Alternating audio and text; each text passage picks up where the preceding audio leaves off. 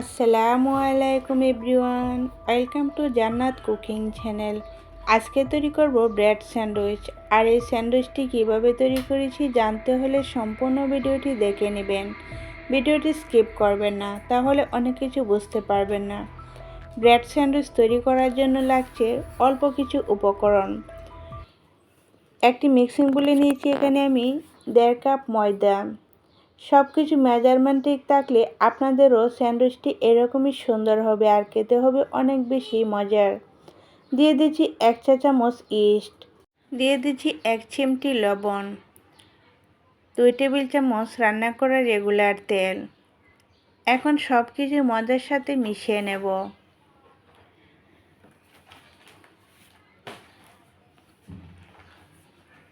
সব কিছু মেশানোর পর ময়দাটা এরকম হবে, কিছুটা ভিজা ভিজা হয়ে যাবে। আর হাতে মুঠ করলে দেখবেন খুব সুন্দর করে দলা হয়ে যাবে। আবার হাতে ভেঙে নিলেও দেখবেন খুব সুন্দর করে ভেঙে যায়। এখন এখানে দিয়ে দিচ্ছি কুসুম গরম পানি। অনেক বেশি গরম পানি অথবা ঠান্ডা পানি দেওয়া যাবে না, হাতে সহ্য করা যায় এরকম একেবারে হালকা কুসুম গরম পানি দিয়ে আমি ডোটা তৈরি করে নিচ্ছি। অল্প অল্প পানি দিয়ে একটা সফট ডো তৈরি করে নেব, আর অতিরিক্ত সফট করা যাবে না। আপনারাও তো দেখেই বুঝতে পারবেন। এখন আমি 2 থেকে 3 মিনিট খুব ভালো করে মথে নিয়েছি। আর এই ডোটাই আপনার নির্ভর করবে আপনার ব্রেডটা কীরকম সুন্দর হবে। ডোটা যদি অনেক বেশি সুন্দর করে তৈরি করতে পারেন তাহলে আপনার ব্রেডটাও কিন্তু অনেক বেশি সুন্দর হবে। ডোটা কিছুক্ষণ মথে নেওয়ার পর দেখবেন এরকম হাতে লেগে আসবে, তখন চিন্তা করার কোনো দরকার নেই। অল্প একটু তেল হাতে নিয়ে আবারও মথে নেবেন, দেখবেন হাতে আর লেগে আসবে না, আর ডোটা অনেক বেশি স্মুথ হয়ে যাবে। 7 থেকে 8 মিনিট আমি এই ডোটা ভালো করে মথে নিয়েছি। এখন আমি সম্পূর্ণ ডোটায় একটা গোল শেপ দিয়ে নিচ্ছি। আর দেখেন ডোটা কত বেশি স্মুথ হয়েছে। এখন আমি একটা ঢাকনা দিয়ে ঢেকে রেস্টে রেখে দেব 30 মিনিটের জন্য। 30 মিনিট পর ফিরে এলাম। দেখেন ডোটা অনেকটাই ফুলে গিয়েছে, ফুলে একেবারে ডাবল হয়ে গিয়েছে। ডোটা যখন রেস্টে রেখে দিবেন গরম কোনো জায়গায় রেখে দিবেন অথবা চুলার আশপাশে রেখে দিবেন, তাহলে দেখবেন ডোটা খুব দ্রুত ফুলে উঠবে। এখন আমি 2 থেকে 3 মিনিট আবারও ডোটা মথে নিচ্ছি। মথে নিলে দেখবেন ভিতর থেকে বাতাসটাও বের হয়ে যাবে আর ডোটাও অনেক বেশি স্মুথ হবে। এখন এই ডোটা আবারও খুব সুন্দর করে গোল শেপ দিয়ে নিচ্ছি।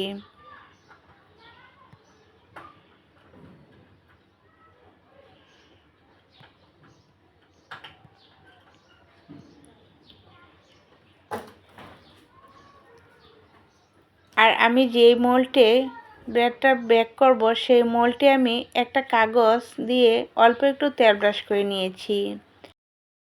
এই কাজটা আমি আগেই করে রেখেছিলাম।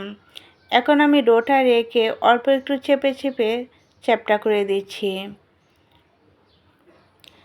এখন একটা হাঁড়ির ভিতরে আমি মোল্ডটা রেখে একটা ঢাকনা দিয়ে ঢেকে আবারও 30 মিনিটের জন্য রেস্টে রেখে দিয়েছি। আর এদিক দিয়ে আমি একটা ক্রিম তৈরি করে নেব।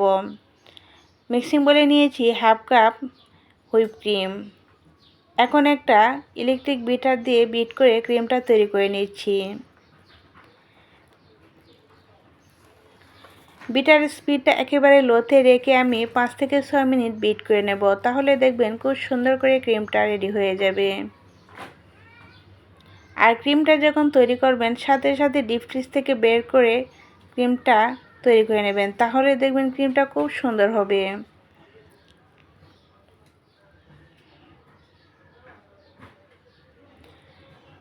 এই তো দেখেন আমার ক্রিমটা একেবারেই রেডি।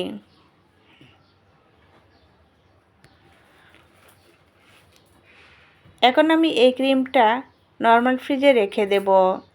আর এদিক দিয়ে আমার ব্রেডটাও দেখেন কতটা ফুলে গিয়েছে।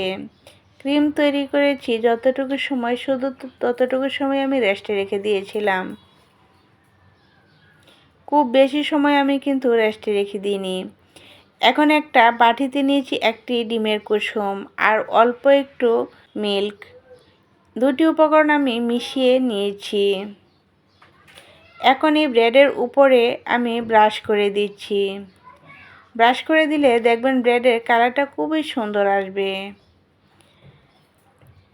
ব্রেডটা বেক করে নেওয়ার জন্য চুলায় একটি হাঁড়ি বসিয়ে তলানিতে দিয়েছি একটি কাগজ আর উপরে একটা স্ট্যান্ড দিয়ে ব্রেডের মোলটা আমি রেখে দিয়েছি। এখন একটা সিলভারের ঢাকনা দিয়ে ঢেকে ব্রেডটা আমি বেক করে নেব 20 থেকে 25 মিনিটের জন্য। আর চুলার আঁচটা একেবারে লো থেকে অল্প একটু বাড়িয়ে রেখেছি। আর মাশাআল্লাহ দেখেন ব্রেডের কালারটা কত বেশি সুন্দর হয়েছে। এখন আমি এই ব্রেডটা চুলা থেকে নামিয়ে একেবারে ঠান্ডা করে নিয়েছি আর একটা নাইফ দিয়ে ব্রেডটা ডিমোল্ড করে দেখাচ্ছি। দেখেন কত সুন্দর হয়েছে ব্রেডটা। এখন একটা ব্রেড নাইফ দিয়ে আমি ব্রেডটা কেটে নিচ্ছি। কেটে প্রতিটা স্লাইসের ভিতরে আমি এই ক্রিমটা দিয়ে দিচ্ছি, যে ক্রিমটা আমি আগেই তৈরি করে রেখেছিলাম।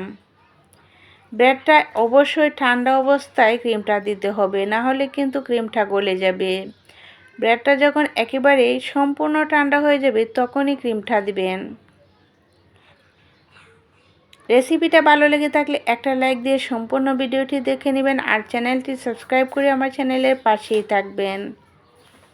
আর এভাবে যদি এই নাস্তাটি তৈরি করা হয় দেখবেন খেতে কিন্তু অনেক বেশি মজার হয়।